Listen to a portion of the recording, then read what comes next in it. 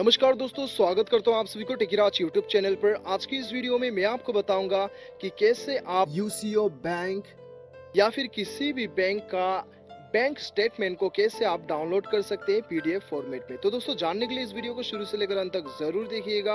और यदि आपने हमारे चैनल को अभी तक सब्सक्राइब नहीं किया तो चैनल को सब्सक्राइब कीजिएगा, बिल्कुल फ्री है। और उस बेल आइकन को जरूर दबाना ताकि मेरे हर अपडेट आप तक पहुंच सके। तो दोस्तों, चलिए बिना देर किए हुए शुरू करते हैं। तो दोस्तों, यहाँ पे मैं आपको बताऊंगा दो तरीका जिसके मदद से आप अपना बैंक का स्टेटमेंट को डाउनलोड कर सकते हैं पीडीएफ फॉर्मेट में। तो दोस्तों, सबसे पहला तरीका जो है वो आप अपना ईमेल आईडी के जरिए से अपना बैंक स्टेटमेंट को डाउनलोड कर सकते हैं। हाँ दोस्तों, आपने बिल्कुल सही सुना। यदि आपने अपना ईमेल आईडी जो है बैंक में रजिस्टर करके रखा है तो वो केस में आपको क्या करना होगा, आपने जो भी ईमेल आईडी को रजिस्टर किया है अपने बैंक में उसे लॉगिन करना होगा। और अपने इनबॉक्स में जाने के बाद में आपको ऊपर सर्च करना होगा, बैंक स्टेटमेंट आपको सर्च करना होगा। ठीक है, आपका बैंक का नाम और स्टेटमेंट आपको टाइप करना होगा। जैसे आप टाइप करेंगे सबसे ऊपर आपको बैंक का स्टेटमेंट का जितना भी फॉर्मेट है वो आपको शो करेगा।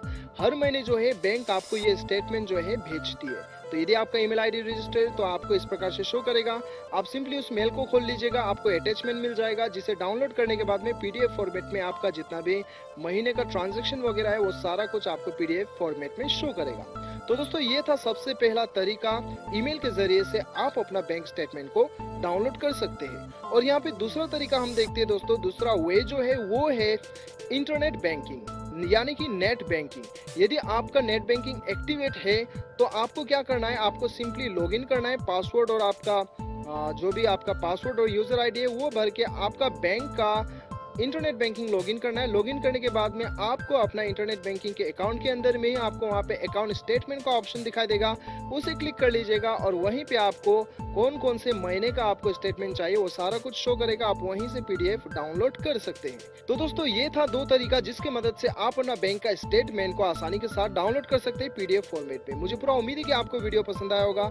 वीडियो पसंद आए तो एक लाइक जरूर कीजिएगा, चैनल को सब्सक्राइब कीजिएगा। मिलते हैं अगले वीडियो में, अभी के लिए इतना है। Till then bye bye, see you.